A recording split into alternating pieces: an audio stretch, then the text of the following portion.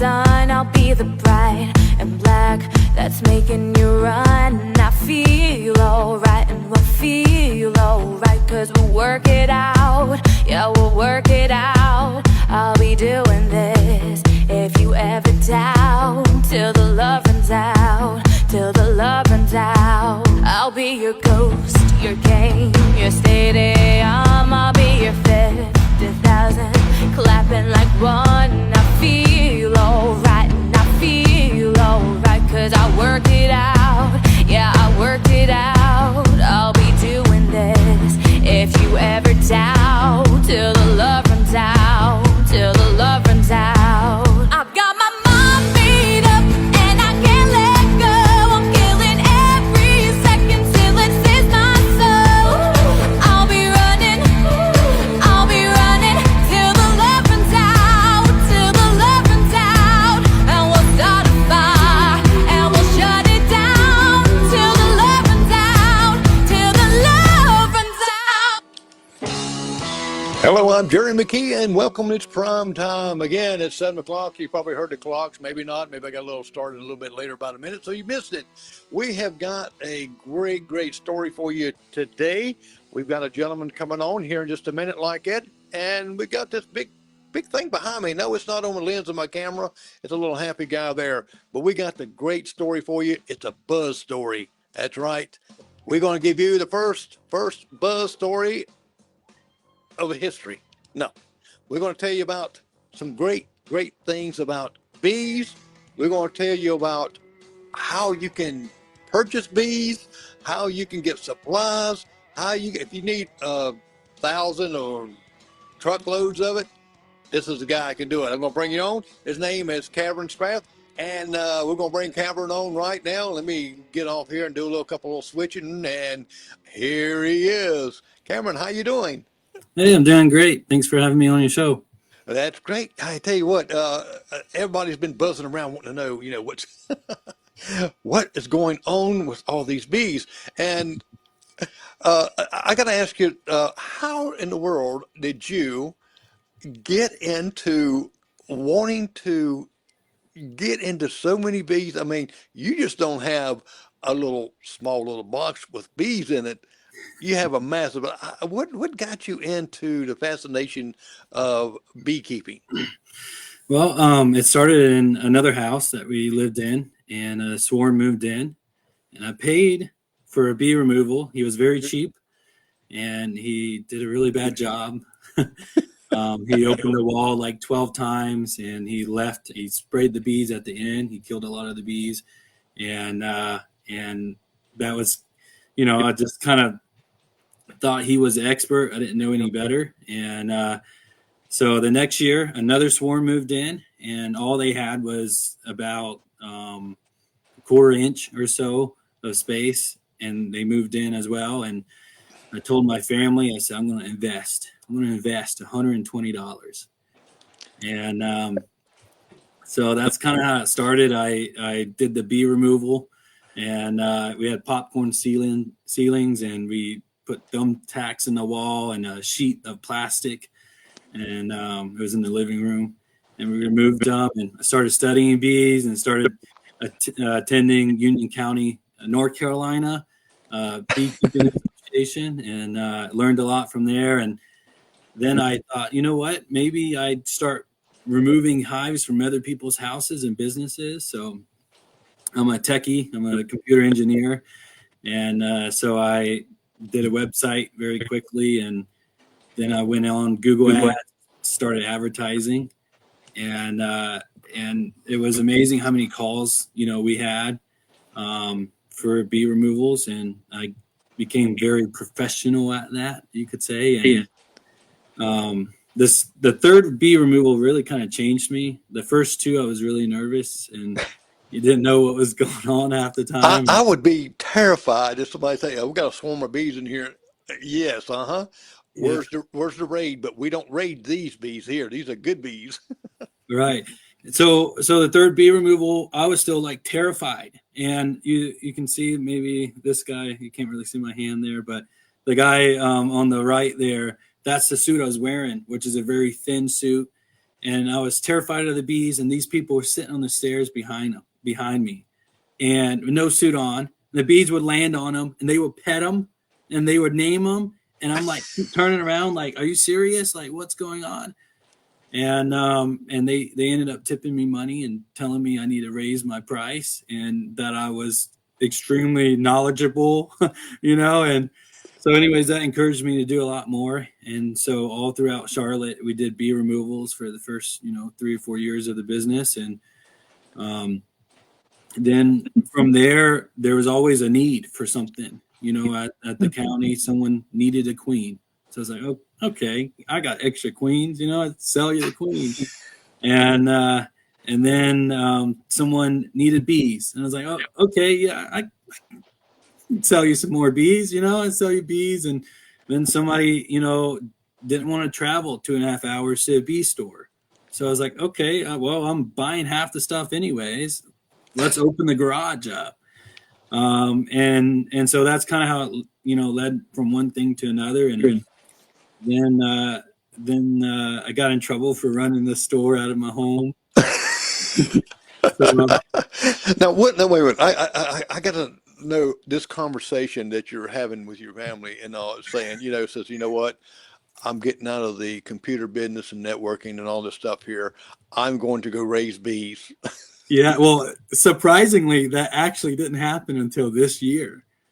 So all along, I was doing this as a side career, and I was waiting for that day of, hey, I've outworked myself, and the bee company is working really well. Let's just dive all the way in.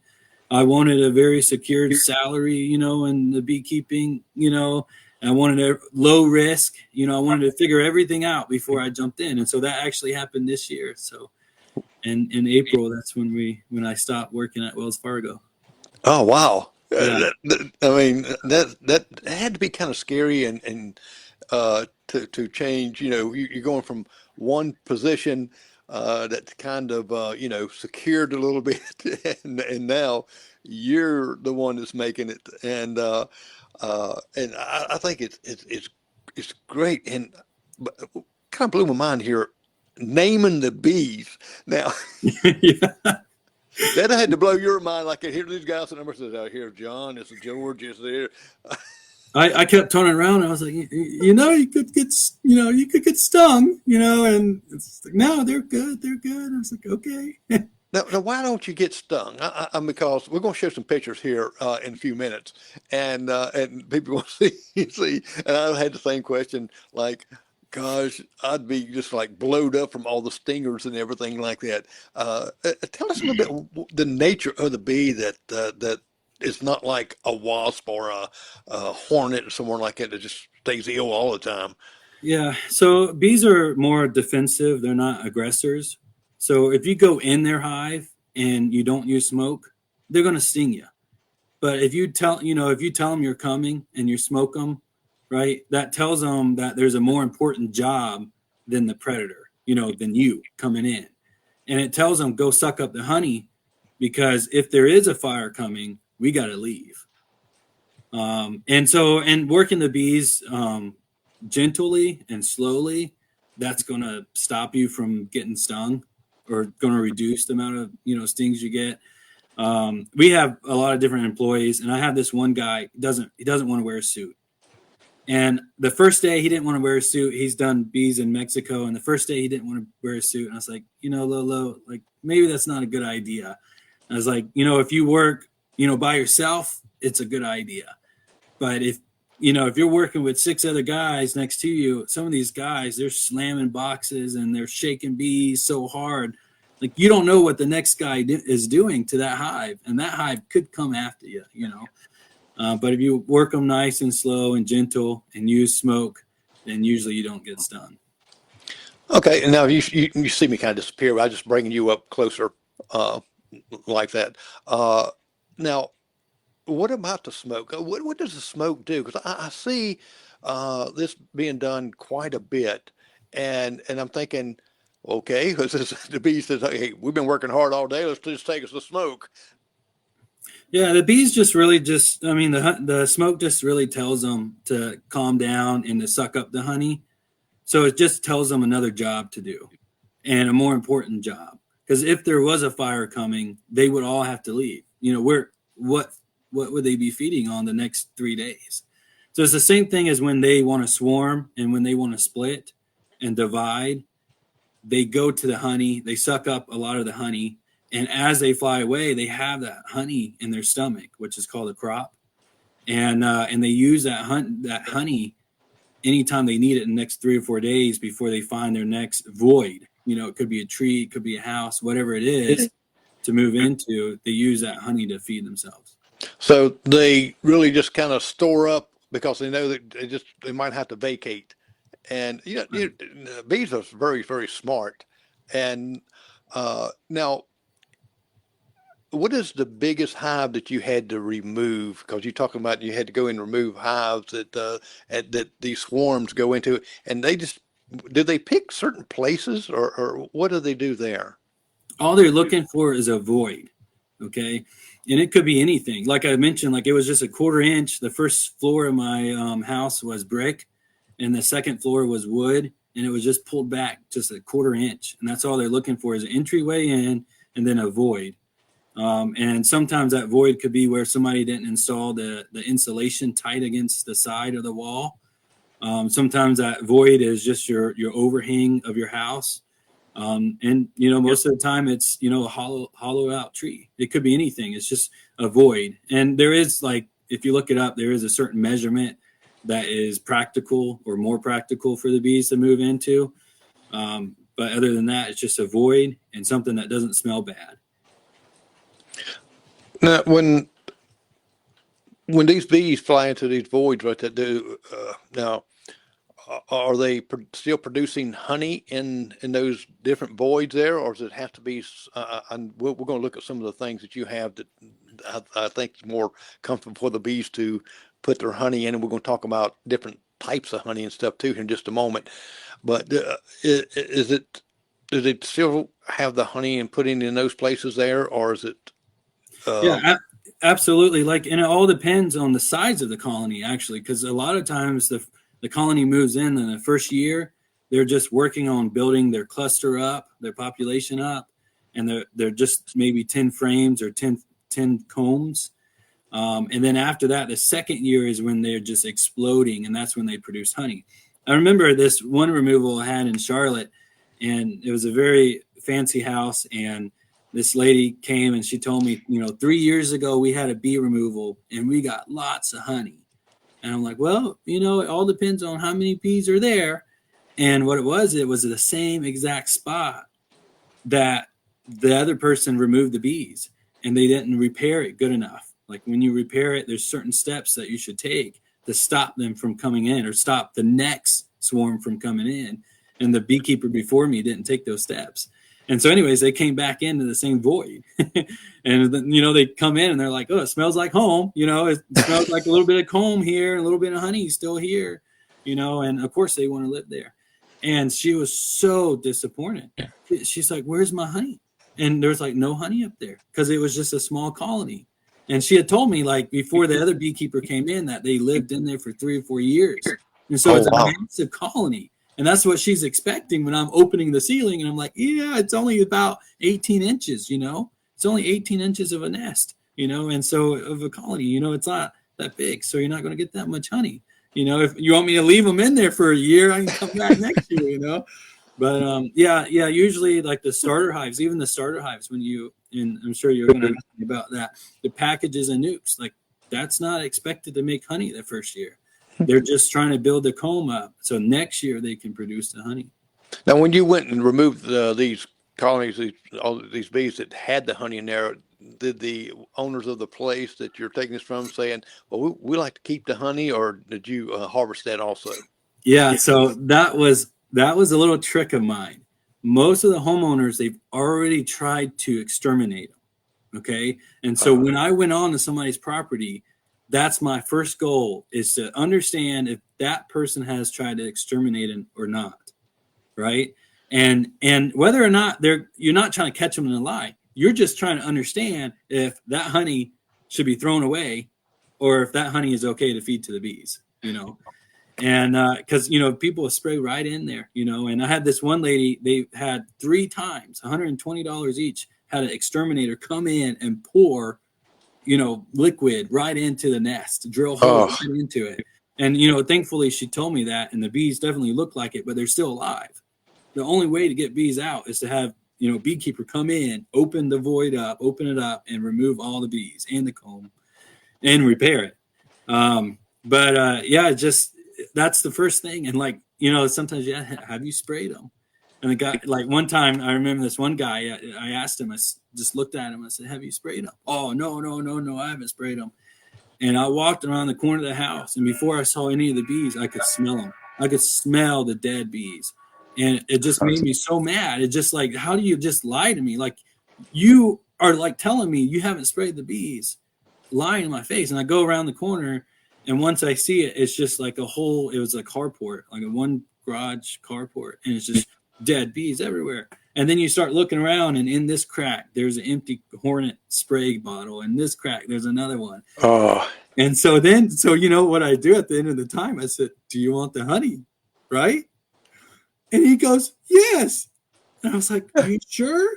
Because, if you sprayed, you shouldn't be eating the honey, And so then you kind of find out if they've sprayed or not, at the very end. Oh, yeah, you know what? Maybe I pass. Really, with a little poison in it, yeah, I think I better let that off. I'll be out there with the dead bees. Now, you're with people that see these swarms come into how they either get in their house or get wherever like this. What is your recommendation for them to do? Definitely not to spray. Do the same thing I did and invest $120 and get in it and get going on beekeeping. But really just call a beekeeper, and there's a difference between a swarm. If it's a swarm outside on a tree, which it looks like a ball of bees, like a basketball of bees, just sitting there in the tree, all balled up, that is typically a free removal. Okay. And if you see it, you need to call a beekeeper right then and there. And if you don't know one, you go in the local association, you type in the county that you're in on Facebook, Beekeeping Association, something's going to pop up. And you reach out and you post your address or whatever you want to do, and you get people there within an hour or two. Because then that doesn't get in your house. That gets in their box and they take it home. So if you see a swarm outside, that's typically free. Some people have a rule. If they have to climb a ladder, it's $40 or $100 or whatever it is.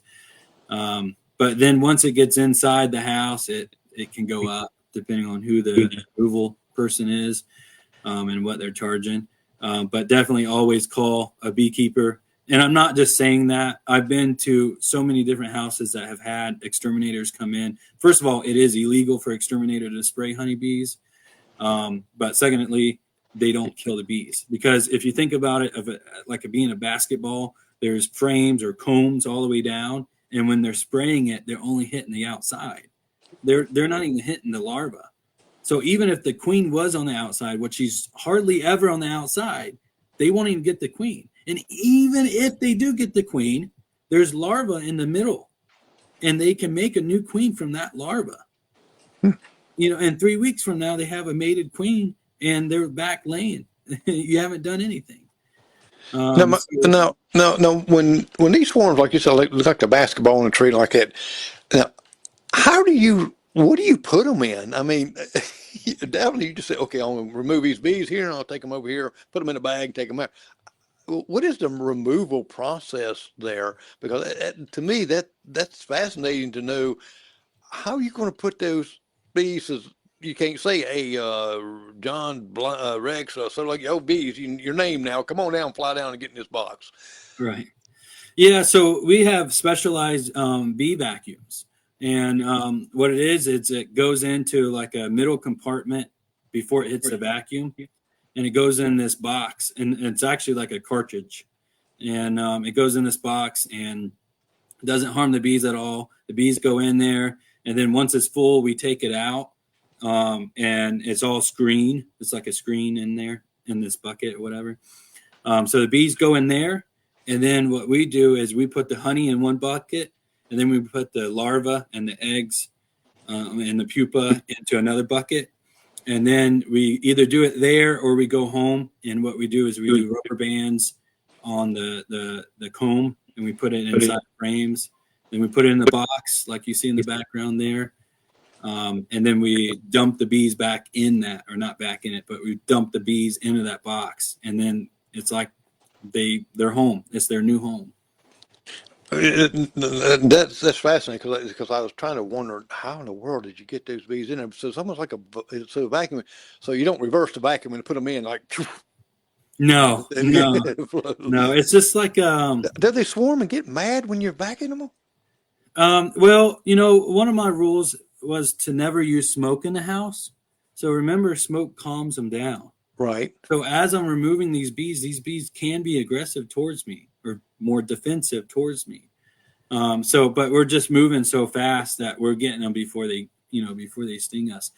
But yeah, it's usually not that bad. You just dump them in and they're fine. Yeah. Well, now you mentioned the larva and some other things. For us that don't know what you're talking about, what is a larva and what is some of the things you mentioned here and going into the beehive?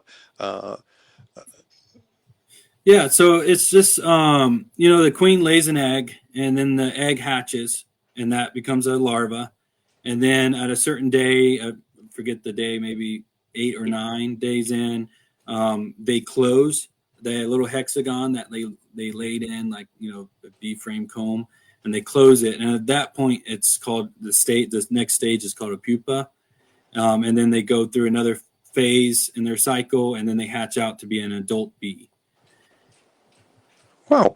Now, that's because so it was almost like an incubator. Yeah. In one sense. Right. And now, how many bees does the queen larva lay? Yeah. So everybody says different things, but usually it's like 1,500 to 2,500 eggs per day. Now that all per day. Yeah. Now that all depends on the size of the colony. It all depends on the time of the year, and it also depends on the nectar flow. So if the nectar flow, like right now, it's very little, and July and June there's hardly any nectar, and so that's called a nectar dearth, which means hardly any nectar.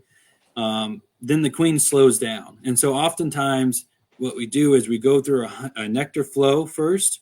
So from March until my birthday, June 9th, is when the nectar flow is. And then June 9th is what I tell everybody, pull it off on my birthday. You take the honey off the hive, and then that's when you start feeding them sugar water. You don't have to feed them sugar water, but when you feed them sugar water, it stimulates the queen. It continues to stimulate her as if she's in a nectar flow, and your hive grows and continues to grow the next 2 months if you continue to feed it.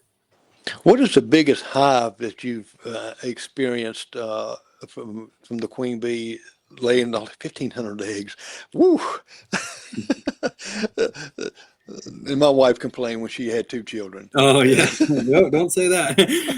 But yeah, I mean, sometimes like one of the best things that we really enjoy doing is when or I enjoy watching is when a hive, and we take bees out. So we take bees out to sell them to our customers. And I go into just a huge colony, okay, a 20 frame colony, and they got what we call lid bees, there's bees up in the lid. Like they should have had a box 2 weeks ago. We go in there and we shake, 3 pounds, 6 pounds of bees out of there. And you look at that hive after you shake it, and you're like, I just removed 75, 80% of the bees. And it kind of makes you nervous. But the best thing is coming back 2 weeks later and looking at that hive and realizing, is that the same hive? Because that has the same amount of bees in it, what it was 2 weeks ago. And so that, it's incredible seeing that. Like you're literally taking 75 to 80% of the bees out of that box. And in 2 weeks, 2.5 weeks to 3 weeks later, it is back full again. And that's just because of how many larvae is hatching out. Now, and all of these bees right here, just like we have different jobs in the world, you've been to engineer and the people from truck drivers to cab drivers. What are some of the jobs that these bees do? Oh yeah, that's a good question. So I think what you're referring to is pollination. So what a lot of people don't realize is how important bees are.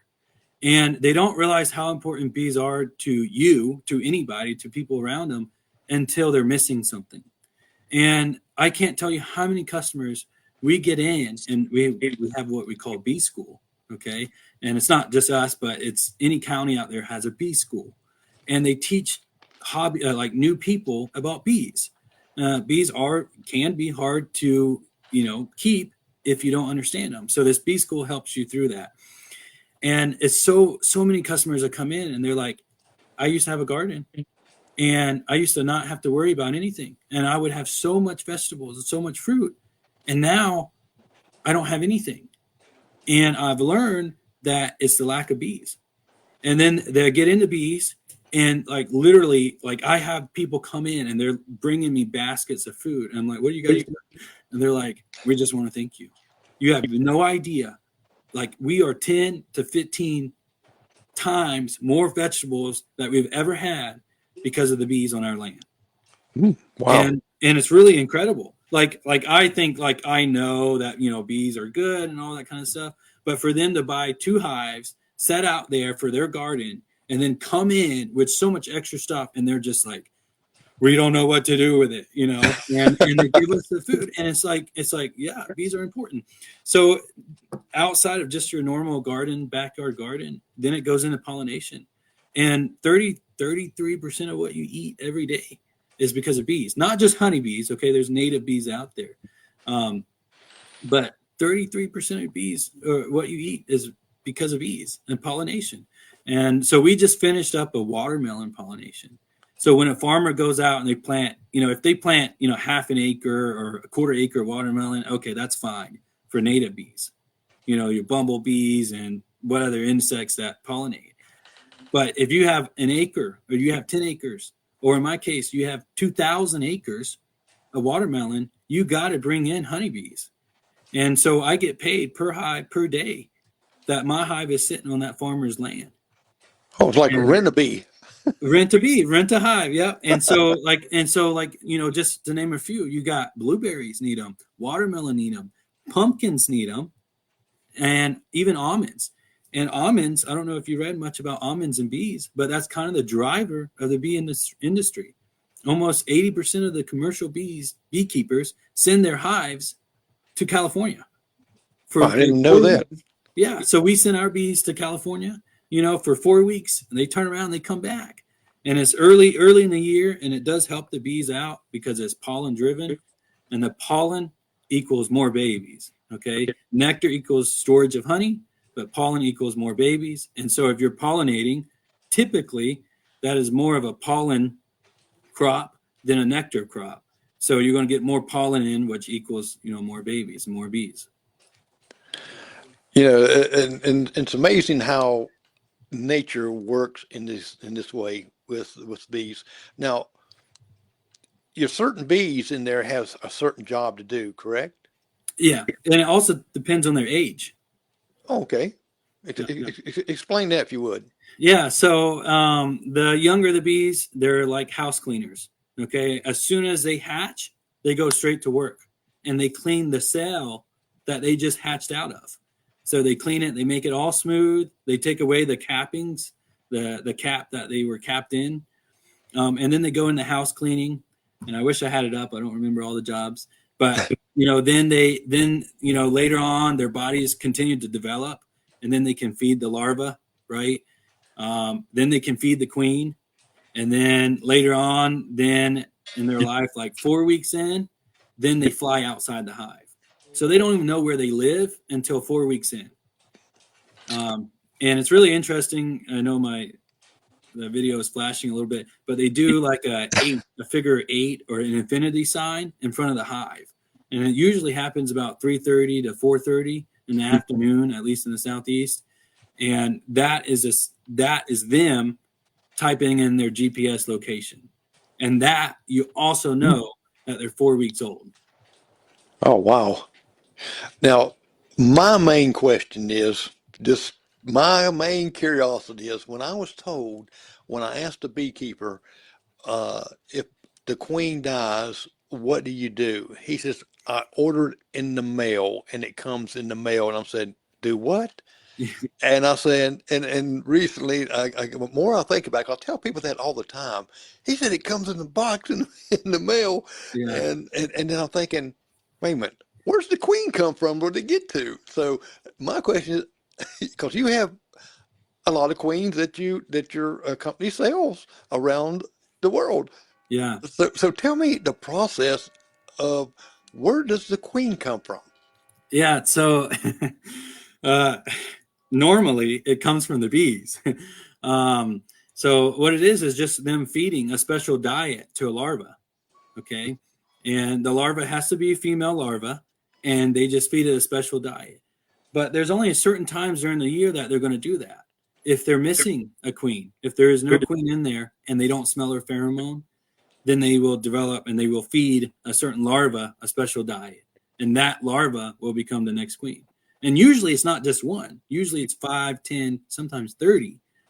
When the colony has too many bees. And, if you shoved, 100 people in one room, and it's going to be 30 minutes later, they're going to be itching to get out of there.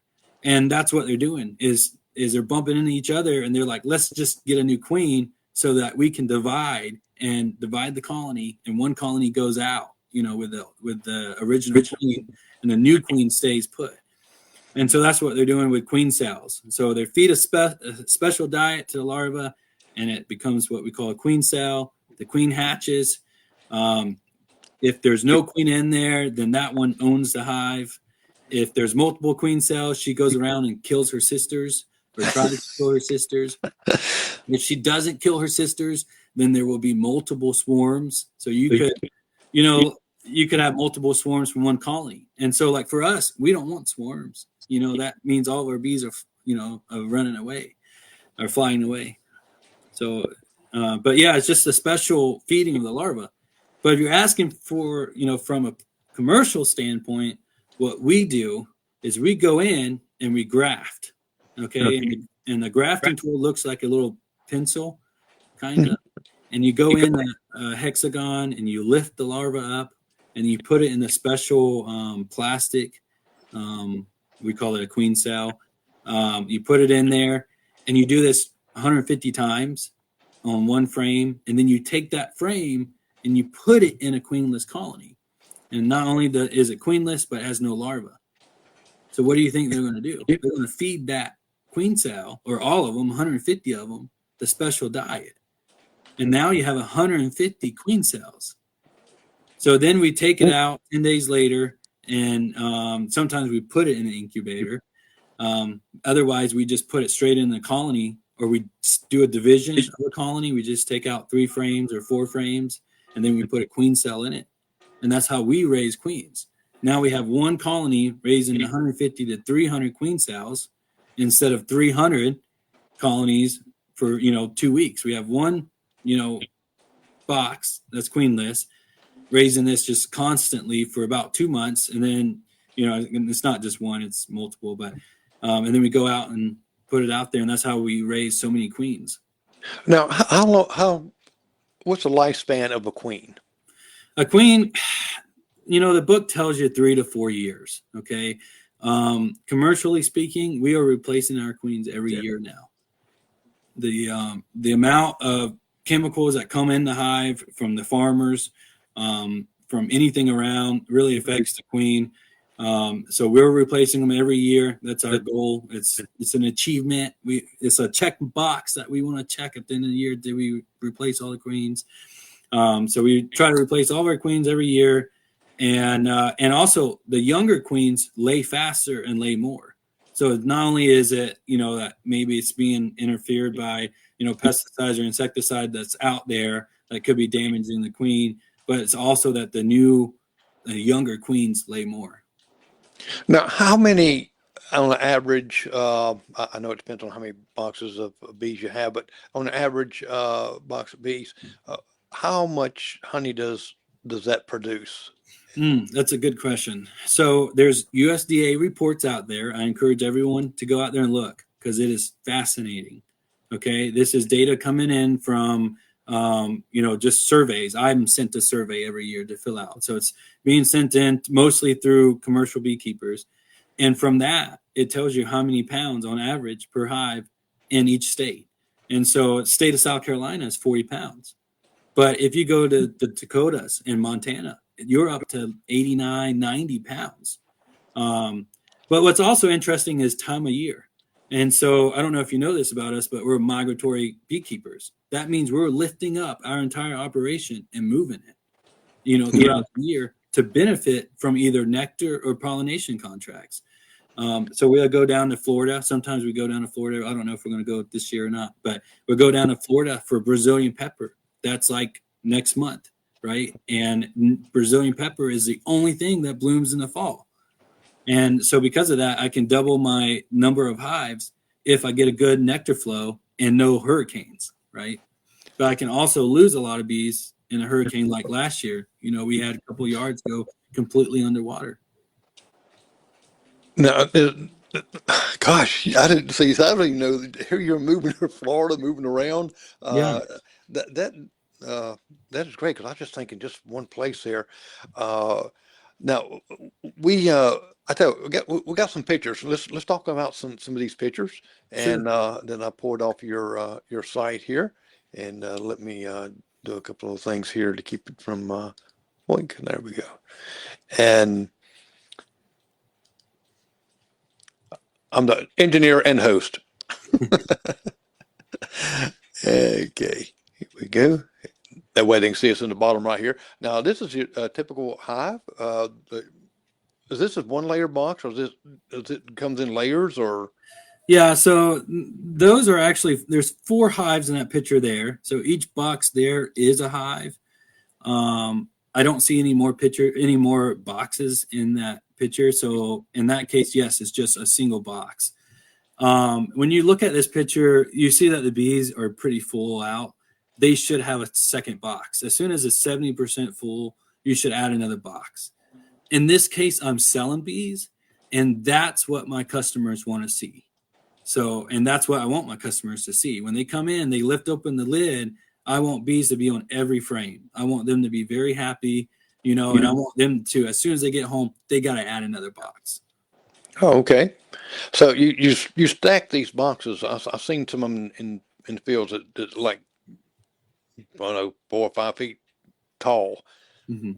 And do the bees, do they fly up underneath, or do they fly from the top down, or? Yeah, I should have sent you some pictures, but in this case, we're a commercial operation, so we work on pallets. And that's also because we're migratory, so that we can move the bees in and out very quickly. So we have this custom pallet that we build in-house, and basically there's a 4-inch gap at the bottom underneath the box where the bees fly into. And then, of course, there would be a lid over the top. So they would come in the bottom, and then there would be a lid on the top. And that helps, too, because you want your entry hole in the bottom, because a lot of times, like dead bees or, whatever it is, pest or even wax or whatever it is, could drop down to the bottom. And it's harder for the bees to carry it up, but it's easier for them to just walk outside and drop it outside because they clean. They're very clean. Oh, okay. Mm-hmm. And right here's, you look like you're loading up. Yeah. So this was just recently, a couple weeks ago, maybe. And we had 1,600 hives in watermelon, or over 1,600 hives in watermelon. And last year, I worked my guys a little bit too hard. What we do is we do 6 guys from Mexico on what's called H-2A visas, and they come over for 10 months. And last year I worked them a little bit too hard, and I realized, like, first of all, it's not healthy, and second of all, I am paying out too much money. So the first year I moved bees into watermelon fields. I had tractor trailer, or let's see, what did I do the first year? The first year I had tractor trailers, okay? And a tractor trailer holds 408 hives. And the second year, I was like, you know what? I'm spending $1,600, $2,000 for this tractor trailer to move it in. Let me just pay my guys that money, give them more money. They never complain about work, okay?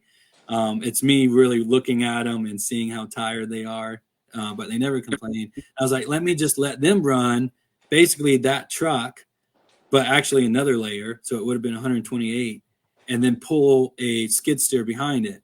And so I had 2 of those trucks running every night, basically moving 256 hives. And I was like, man, why am I paying 4 guys and 2 trucks when possibly I could do it by myself and do 256 or anywhere from 240 to 256 per night. And I get the easy job, right? Like they load up the truck, I pull into the yard, we connect the trailer, they load the trailer, they strap it down, and then I'm gone for 4 or 5 hours. And then, go home, I meet the other crew at my house, and then they take care of it there. And all I'm doing is taking on the most risk, which is driving, okay? And I'm hauling the most bees, right? And I'm doing the easiest job. So I was like, yeah, let's do it. And so that's what I did. And I did that, 7 or 8 days in a row. Well, now I got to ask you this: when you putting these bees on here, when you're going down the road, isn't the bees flying off? Okay, so there's a lot of rules behind beekeeping. Some people, smart people, will follow by them. So if it's like less than 8 hours, you move at the night. You move during the night, okay?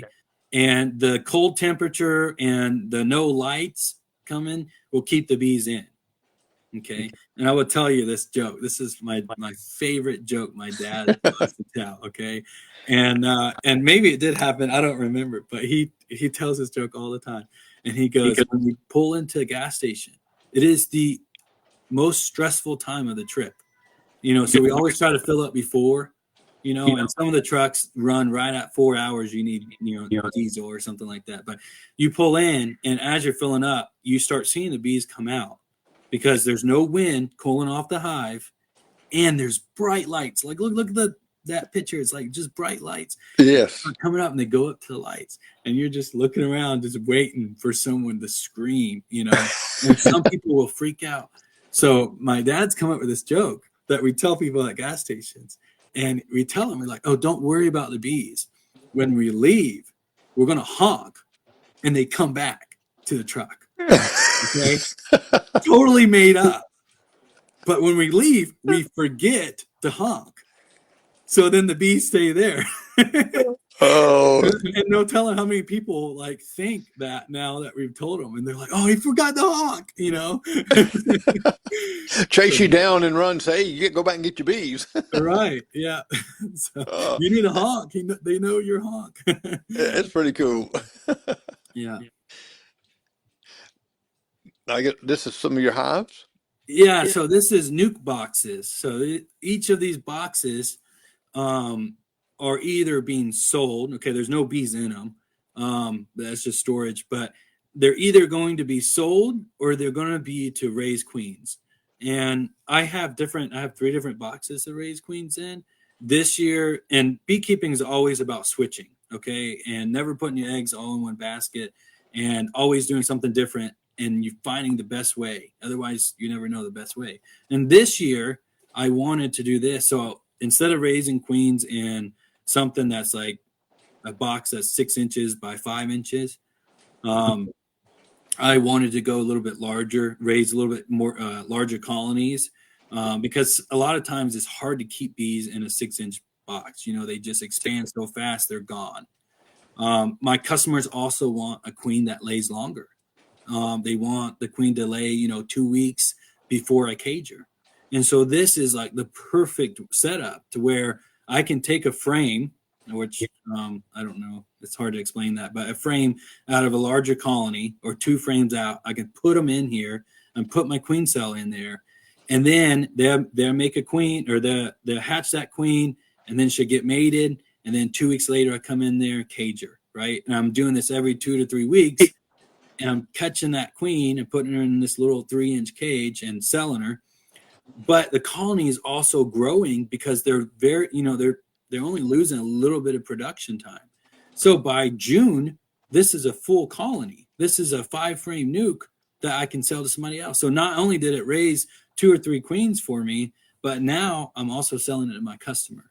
Now, do you build the boxes there? Yeah, we build it, and a lot of years we've done recycled plywood. So they rip the plywood off of pallets, and they'll sell it for $1 a sheet. We'll go in and we'll buy a whole truckload of that, bring it back. There's a few bad pieces in it, but we cut that up and we sell it, and we're recycling that. Oh, great. Mm-hmm.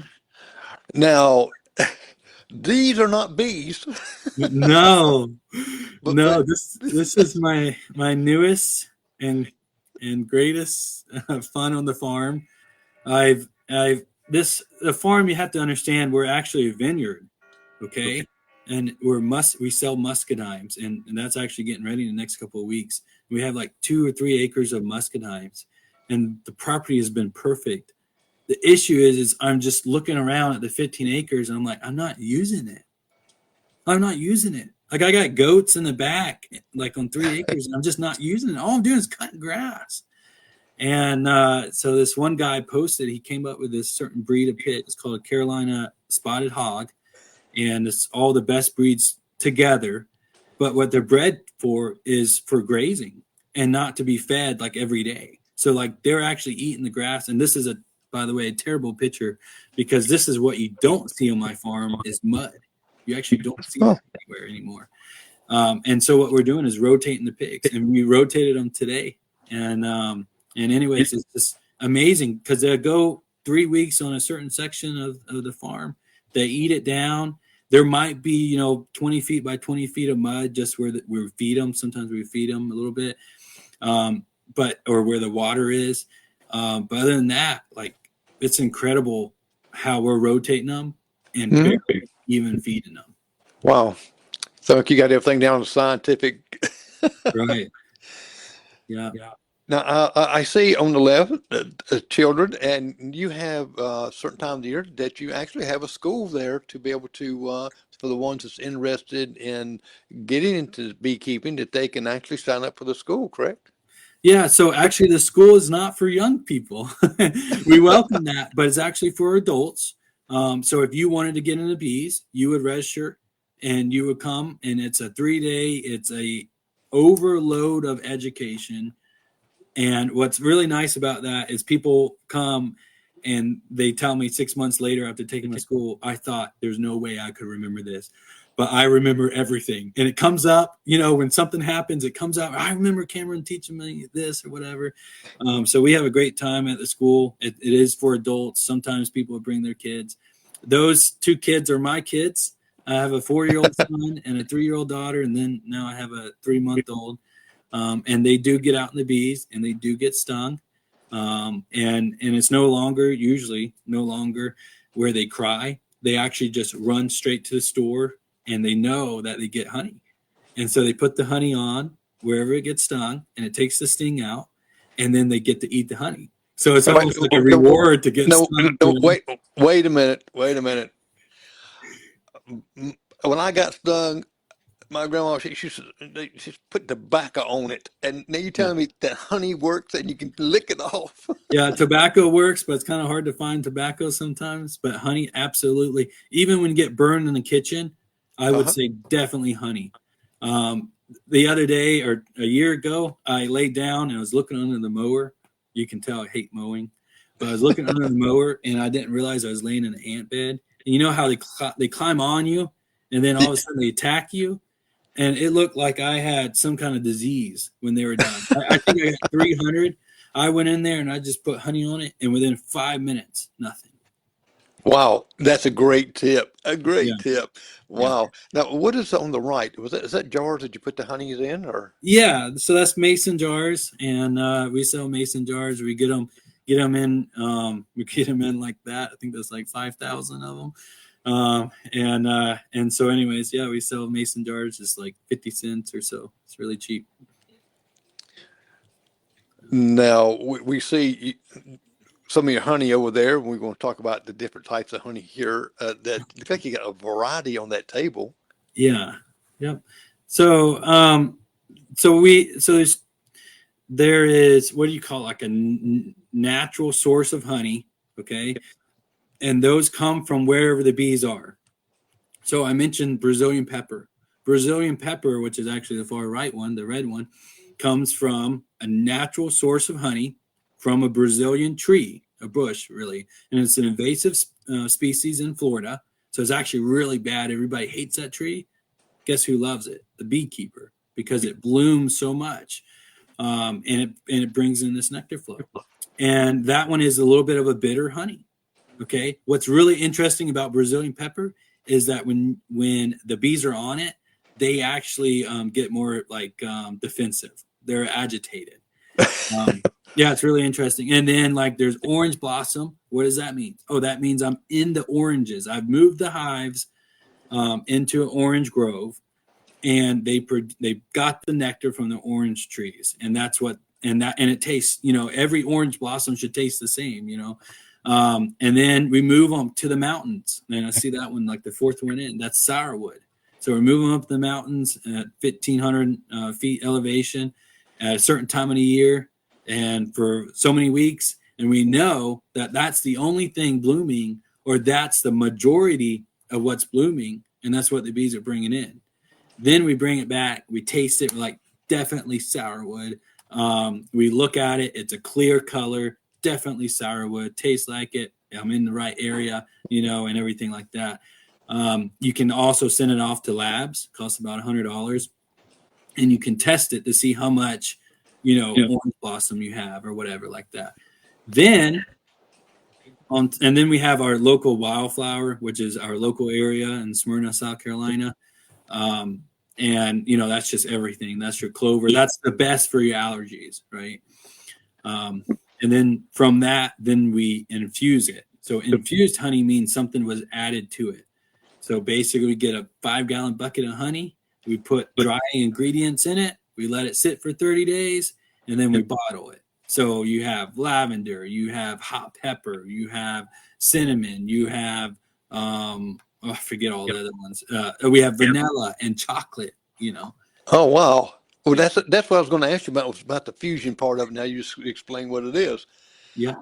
Now the picture on the right, you're not being attacked by a bunch of mad bees. I think it's just so cool. You look like you got your beard and and your top. Yeah. So that is called a bee beard. And what it is remember I told you that bees are defensive. Right. Okay. So when they're swarming, that means they don't have a home and they're trying to find it. Are they going to be defensive? No, there's no home. So like a lot of times when you go catch a swarm, you got to make sure it's, a swarm and doesn't have comb on it, but you don't even have to wear a suit, and you can shake it down and you won't even get stung, because bees are defensive, right? So, okay. In that case, we can create what we call an artificial swarm. Okay. And that basically is the same thing. They're defenseless. And then we cage the queen, and I put a necklace on, like right here. And the queen is in that cage. And then we put the bees on me. And that's how you create this bee beard. Oh, wow, that's pretty cool. Now let's talk a little bit about an organization that's a real touch your heart, that you support, and tell us a little bit about that. So that's called Hives for Heroes, and Hives for Heroes is a nonprofit organization, and it is for veterans and first responders. Okay, and I like to think of it as like a mentorship. Okay. And basically you go in, if you're a new beekeeper, you go in and you register as a newbie. And if you're, somebody that's been keeping bees for many years, and you go in and you register as a mentor. And what it is a connection, geographically connection. So someone locally that's keeping bees, and usually it's like within 30 miles, and they pair you up. and then you can work together and understand bees even more. And like I said, like bees sometimes are very hard to understand, and it only helps if you can get educated with it, and not only educated, but have like a mentor. And I've mentored many people before, and I have a lot of success stories with a lot of mentees of mine. And that's really the only way you make it. And the same for me. Like I've had two people that I reach out to pretty constantly. One's on the West Coast, one's down in Florida. I'm like, hey man, help me out with this situation. What would you do? And they tell me, and I think it's the only way. And I'm helping, another guy out in another state. And, it's the only way to make it. And the issue is with beekeeping, you come in and you're like, I'm going to sell bees. And so as soon as you start thinking you're going to sell bees, everybody's your competitor. But what you don't understand is there's not enough bees out there to sell. We sell out every year. And so like you got to think of like, if you ever get into bees, no one's your competitor, reach out, shake hands with everybody, and so anyways, Hives for Heroes is a nonprofit organization that joins, veterans and first responders together. And it's a mentorship. They're all over the US. And it's been a great company to work with. Great. Now, this picture here the beekeepers have like conventions? Yeah. So actually, not only conventions, but we also have monthly meetings. So almost every county will have a monthly meeting. And so you go, and that's how I learned, right? I learned that first. You go to the monthly county, and then, once a year there's this beekeeping school. So then you go and attend the beekeeping school. And then there's yearly conferences. And I think, is it 3 times a year usually? Spring, summer, maybe a fall. I know there's at least 2. It depends on the state. And so like I love to be invited to talk. Okay. And I talk about bees every day. And I guess that's like everybody in bees to talk about bees. And but anyways, yeah, this is I think this was in South Carolina. And so I'm up there talking about bees. Now here's some of the honey what you was talking about too. Now I'm curious about the picture on the left. Mm-hmm. The swarm. Yeah, it's Swarm Commander, and it does exactly what it says it's doing. And so sometimes what happens is you go up and you want to catch a swarm. So like you have an apiary, or the guy across the road, me, has bees, and you're like, I know they're going to swarm. And so what you do is you put up a box in a tree, and then you spray this in there, and you spray it like once every week or every 2 weeks. And they love the smell so much. Not only is it the void that they're looking for, because it's the right size box that you put up, but it's also smells so good that they want to go in it. And I can't tell you anything else that is 150% like works. Like that is something that works 150% of the time, It's kind of like a clone for bees. Yeah, that's right. Yeah. Just don't spray it on yourself. Right. Yeah. If you spray it on yourself, you'll be looking like me. Oh yeah, this is the queen cages. Yeah. That's where you ship the queens out, correct? Yeah, that's right. I was trying to find one, and I guess I didn't get one. I was hoping to get one, but yeah, this is better. So yeah, this is like the 3-inch cage. We call it the 3-hole queen cage. 1 hole in it, and it's the 3 holes are connected, but 1 hole you see is white, and that's the sugar that we put in there. And that's what feeds the queen and the bees in it. And so each one of these has 1 queen in it, and then it has what we call feeder bees. So you asked me about the different jobs that bees do, and I said like usually it depends on the age. In this case, we call them feeder bees because that is the job that they're doing. They're just feeding the queen. They're literally processing that sugar and then turning around and feeding the queen that's in the same cage. My goodness. I tell you, Cameron, this has been very, very interesting. We're at the top of the hour, of course, and you've been great, very informative. I've learned a lot of stuff today. Yeah. And I know our viewers have. Appreciate you being the guest on and coming on and talking about your business and putting this out there for everyone to watch and see. And I really appreciate you just informing us and to let us know how important bees are, how they work, and more than us, if you want to get into bees, you've seen the ticker down below. People, you can call him up, go on the website, go to his Facebook page, contact, and believe me, uh, he will guide you through it with kid gloves, if you want to put it That's right. like Yeah. that. Yeah. Like one thing we do is we have a number that you can text. And so we get a lot of people just texting us images. I would tell you 95% of the time, I don't know who they are. And I look at the image and I know, oh, I know exactly what's wrong with your bees. Or that hive looks really good. You just need to stop worrying, so we're always doing that. Well, it's been a pleasure, and I'm going to put you kind of backstage minute while I sign off, and I'll come right back to you. And and again, very very informative. Really appreciate you coming on. Thank you. Okay, folks, if you want to be a beekeeper, all you got to do is give Honeystrong a call. Talk to Cameron. He'll walk you right through it. If you have a swarm, you know where to call. So hey, this has been great and informative. I appreciate you watching. And next week, we're going to have on next Monday will be Kids Say the Darndest Things, a different program. But it's going to be fun. You got 3 7-year-old children that's going to be answering to a funny host. And let's see what they're going to say and what they're going to tell. Well, I'm Jerry McKee. You have a blessed week, and we will talk to you next Monday. Have a good night.